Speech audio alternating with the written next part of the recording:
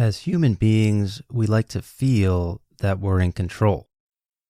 We like to feel that we understand, that we know what's going on around us, and that we know what's going on inside our heads. And this may be true to a certain extent, but many people would have to concede that there's at least some moments when we aren't in control and we don't understand why things are happening. Psychological studies have shown that we tend to be more anxious, more emotional, and more upset when things happen that are outside of our control. We call this an external locus of control. On the other hand, when we feel as if we are in control of our fate and in control of our destiny, we call this an internal locus of control. You start to see some parallels to this idea when you begin to look at historians and people who study the past. We like to think that we understand the behaviors of the past. One event leads to another, which leads to another, and this creates a chain of cause and effect that we call the narrative of history.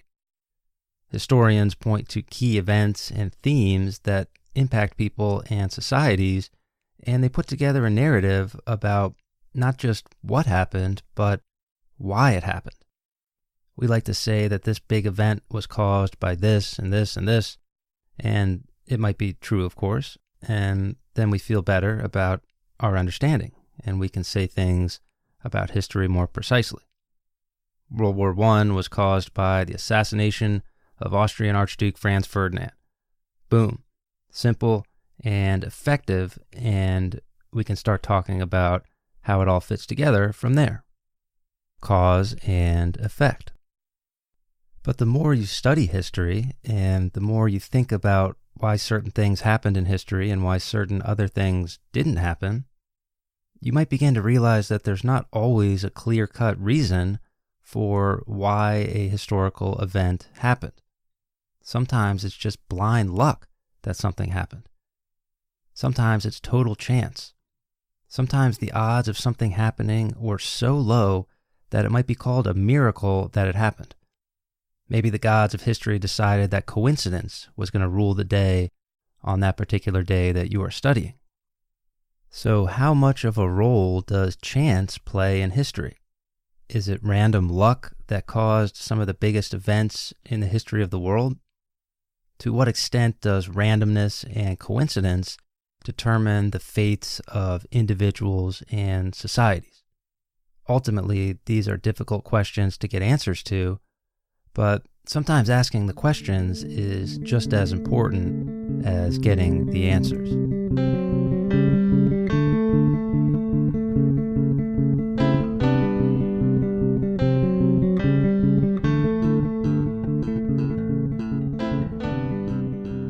It's probably important to hash out what exactly we mean when we say that something happened by chance.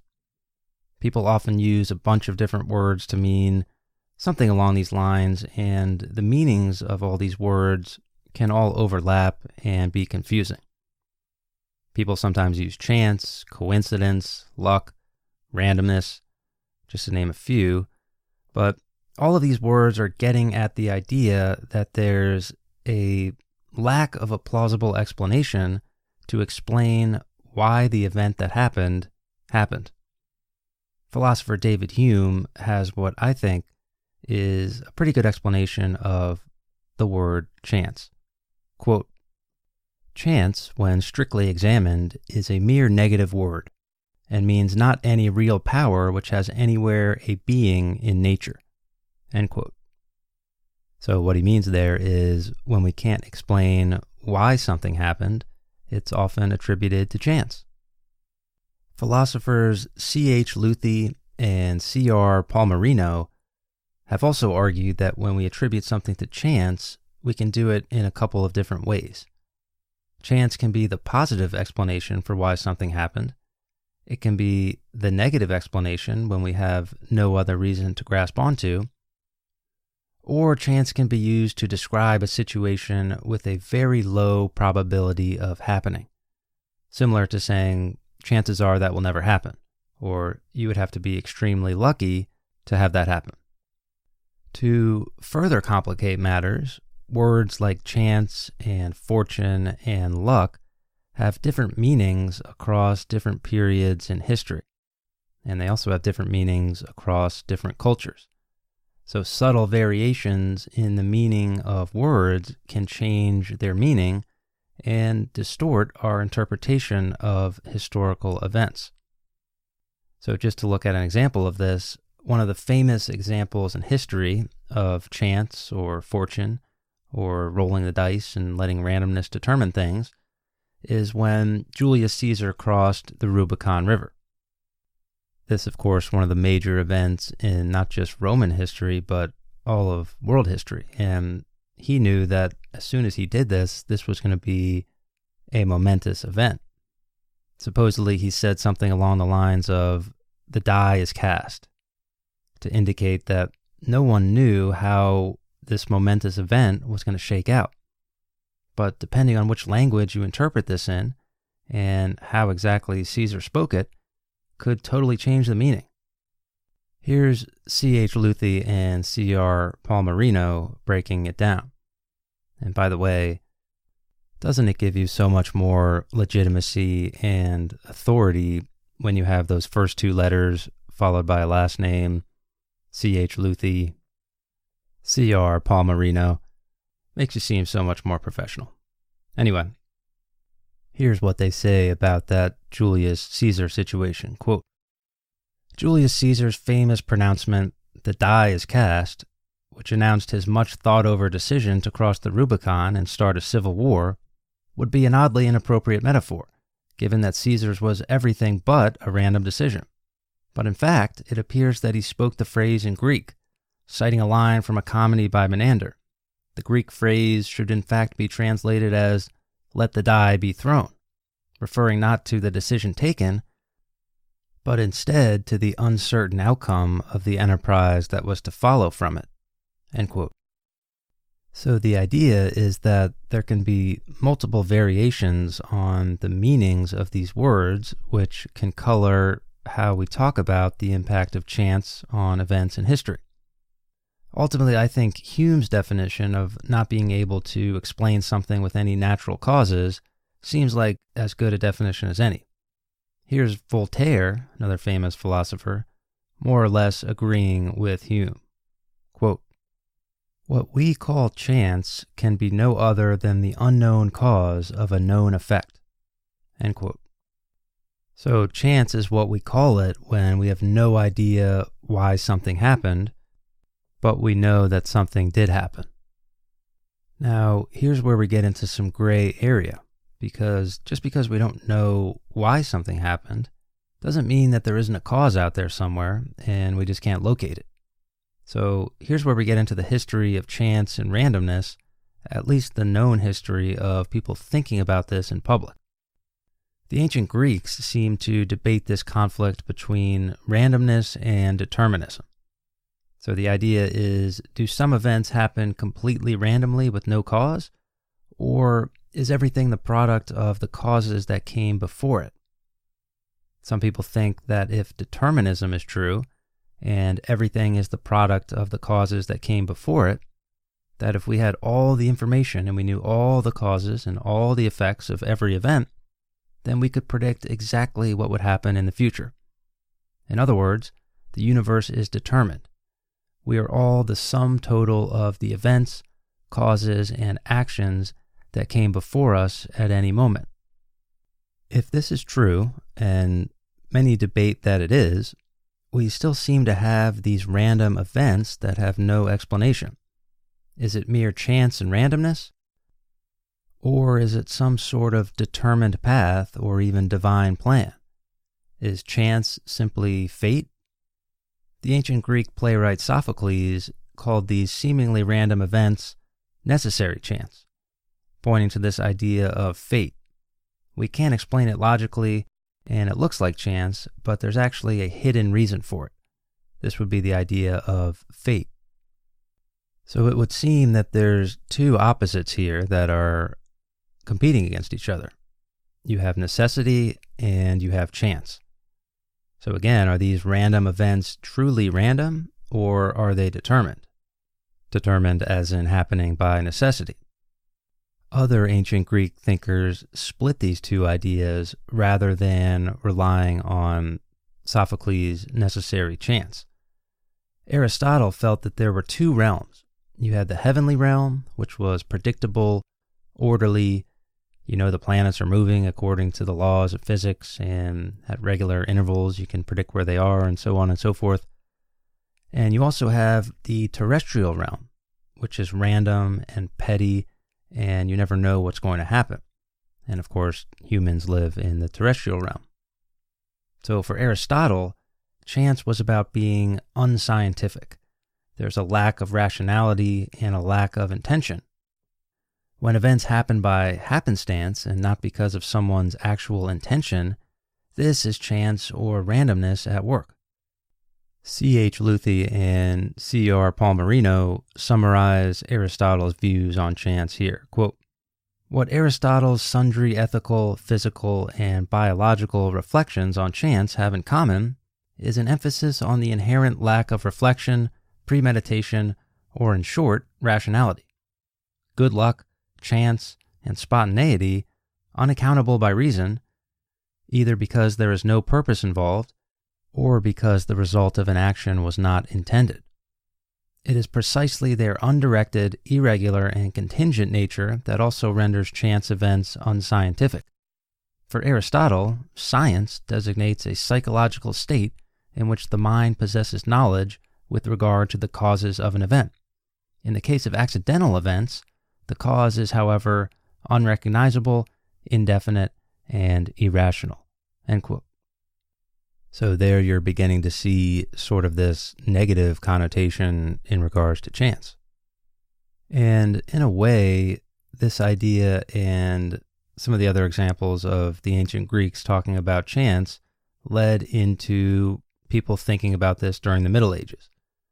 So during the Middle Ages, philosophers and thinkers would look back to Aristotle's model of a divine heavenly realm and a random, petty, terrestrial realm as a way to solve the problem. So guys like Boethius and Peter Abelard felt that we have a divine being who has put all these causes and effects into motion. And everything does have a cause and effect, but when random events happen, this is just a word we use to describe unexpected outcomes of unintentional events. For many philosophers during the Middle Ages, and for these guys, chance basically equals ignorance. It wasn't chance that best explained some of these random events, it was rather a divine plan. Now, during the scientific revolution and the Enlightenment, this view more or less holds, although it is challenged in some ways. During this time period, there was more of an emphasis on the natural world, and having natural and observable explanations for things became fashionable. So having chance be an explanation for events was not something that appealed to many thinkers. So randomness, chance, coincidence would continue to be out of fashion in philosophy. That is, of course, until a guy named Darwin comes along. And as I'm sure we're all aware, his theory of evolution changed the game for just about everybody, from scientists to historians. According to Darwin, it's possible that randomness and chance is responsible for essentially all of human history. Here's C.H. Luthi and C.R. Palmerino again talking about Darwin's impact on the way we think about chance in history.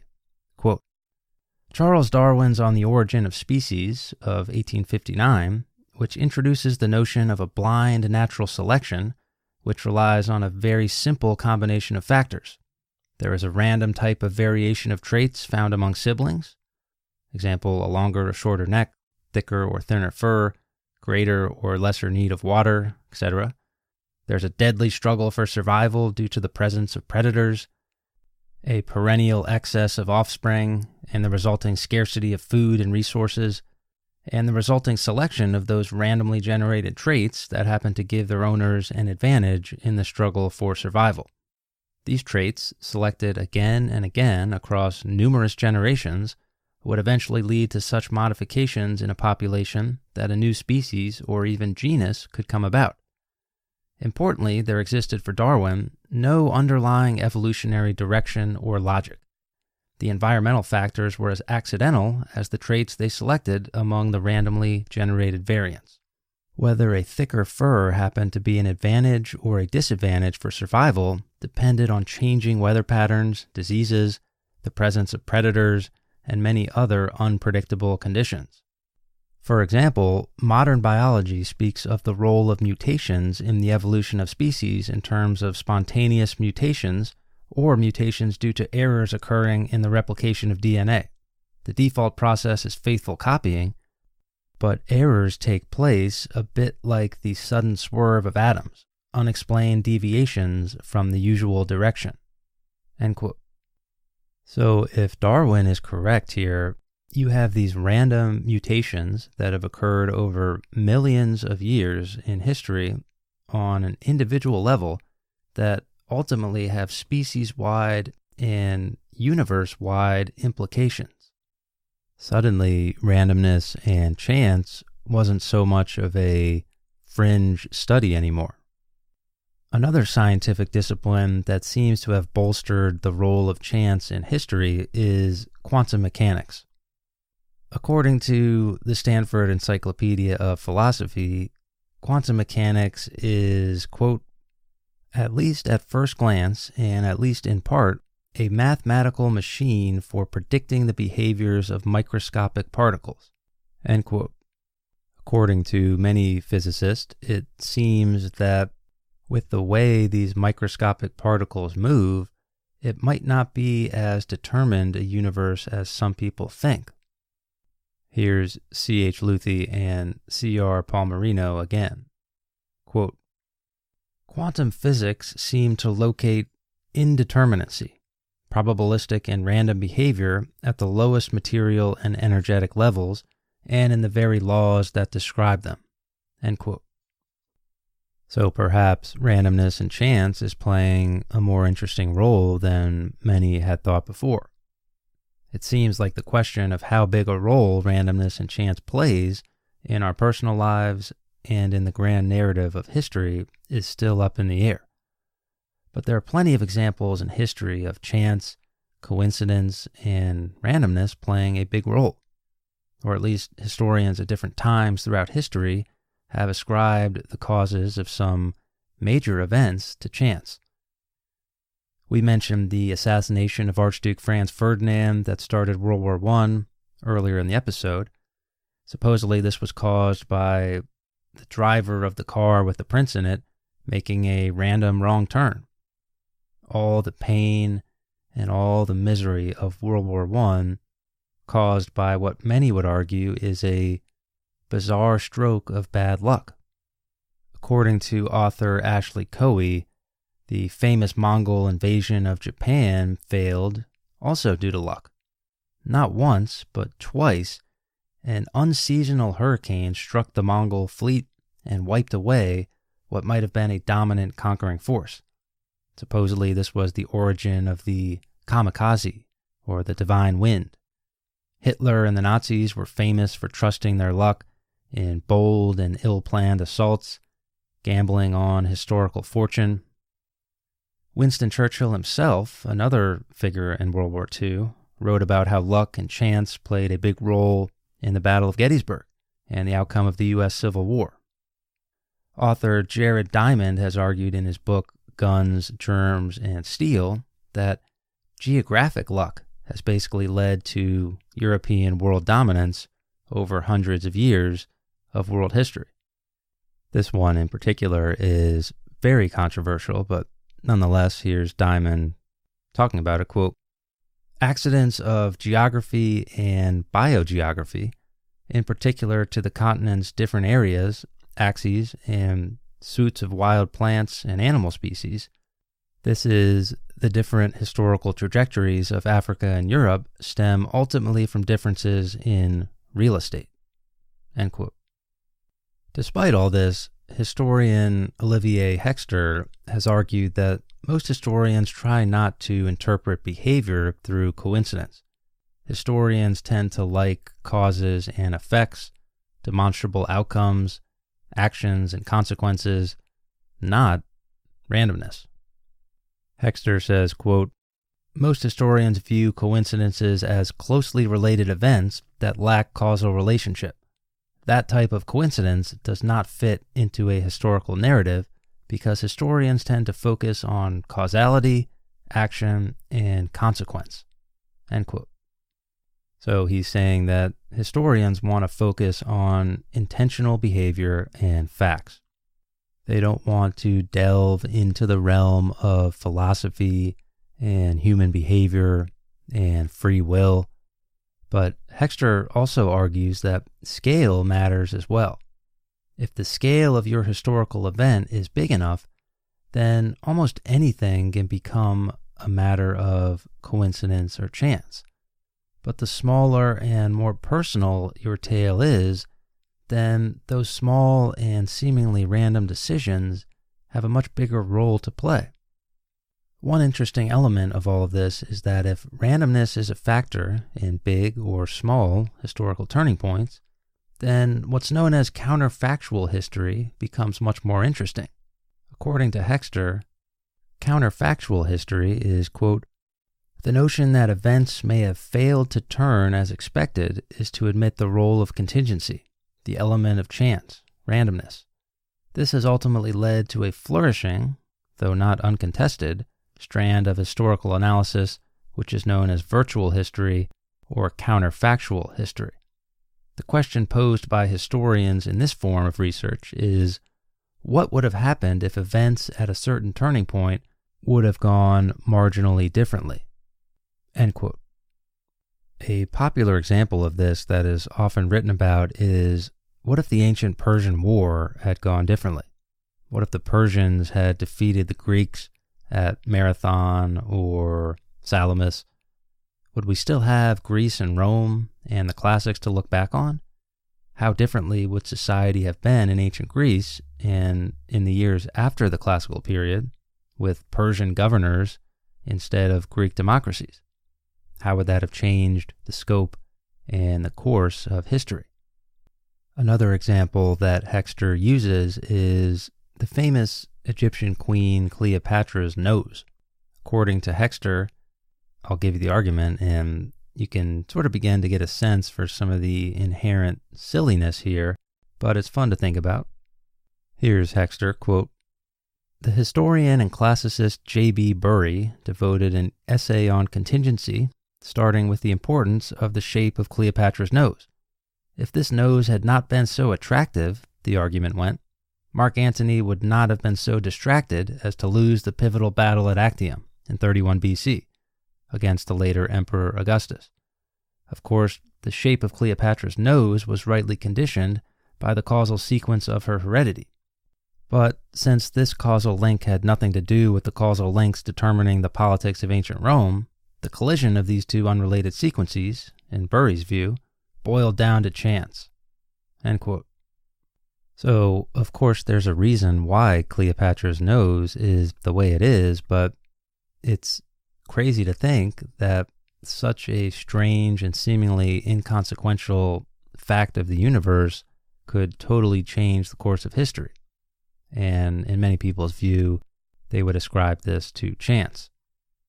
What's interesting about these counterfactuals is that they allow you to make moral judgments and arguments about what is better and what is worse, because you can begin to say that if this random event played out in a different way, it would lead to this outcome, which would then be better or worse.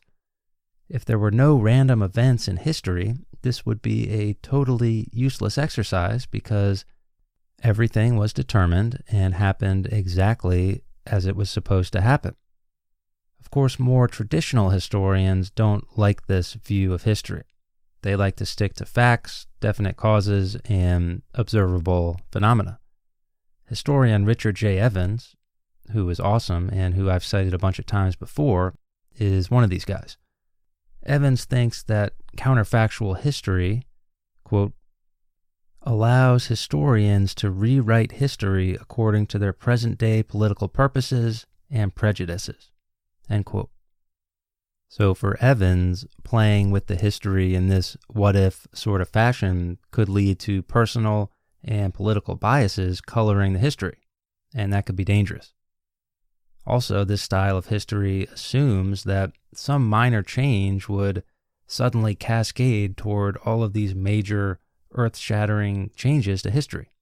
And this, by necessity, is based on little, if any, evidence, because none of these counterfactuals ever happened in the first place. On the other hand, it seems that many in academic and popular disciplines are beginning to come around to thinking about counterfactuals as a useful exercise. Most of the time, not in official academic capacities, but maybe basing conclusions on how probable or plausible the counterfactual is. For example, to play off the many worlds interpretation of quantum mechanics, in how many universes out of 1,000 does Mark Antony become enamored with Cleopatra's nose? Which of course would lead to this, and this. Another advantage to counterfactuals is it helps to avoid the danger, at least the danger as I see it, of seeing history as inevitable and just a long string of robotic cause and effect. This approach can tend to ignore the personal stories of history and the human element, but it also tends to ignore some of the roads and paths that were never taken, but are nonetheless interesting to think about. Olivier Hexter seems to agree that thinking about questions like this is sometimes more interesting than thinking about definitive answers. He says, quote, "Coincidence might fall outside of the interpretive toolbox of the sociologists and macro-historians who are looking for a comprehensive view of historical processes. But coincidence could still play a proper role in thinking about historical trajectories. Not what-if history exactly, but rather history with an open mind."